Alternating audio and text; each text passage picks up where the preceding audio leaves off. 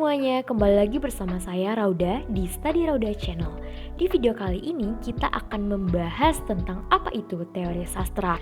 Selain membahas apa itu teori sastra, kita juga akan membahas alasan belajar teori sastra, cara melihat karya sastra, tujuan pengajaran teori sastra, dan macam-macam teori sastra. Oke, kita akan masuk pada alasan belajar teori sastra. Alasan belajar teori sastra ini karena masuk pendidikan bahasa dan sastra Indonesia. Lalu yang kedua, meningkatkan kemampuan menginterpretasikan suatu karya sastra. Sebelum kita lanjut, muncul pertanyaan, apakah belajar sastra hanya sebagai hiburan saja? Jawabannya tidak. Fungsi karya sastra lebih dari itu. Untuk mengetahui fungsi karya sastra, kita perlu membahas satu karya sastra sampai tuntas.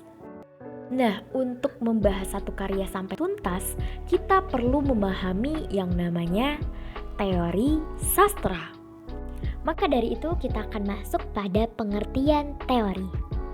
Menurut Wicaksana, dalam bukunya tentang sastra orkestari, teori dan pembelajarannya, teori adalah suatu sistem ilmiah atau pengetahuan sistematik yang menerapkan pada pengaturan hubungan antara gejala-gejala yang diamati. Sedangkan sastra itu berasal dari bahasa Sanskerta, yaitu susastra, yang dibagi menjadi dua kata, yakni su berarti baik dan sastra berarti tulisan atau karangan.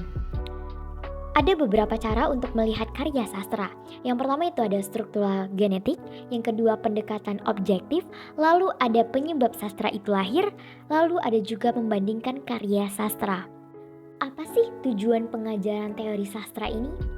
Nah, tujuan pengajaran dari teori sastra ini, yang pertama, pengetahuan sastra diperoleh dengan membaca teori, sejarah, dan kritik sastra. Lalu yang kedua, pengalaman sastra dengan cara membaca, melihat pertunjukan, dan menulis karya sastra. Oke teman-teman, sampai sini dulu ya pembahasan dari teori sastra. Masih ada teori-teori lainnya yang akan kita bahas di video selanjutnya. Sampai jumpa lagi, bye-bye!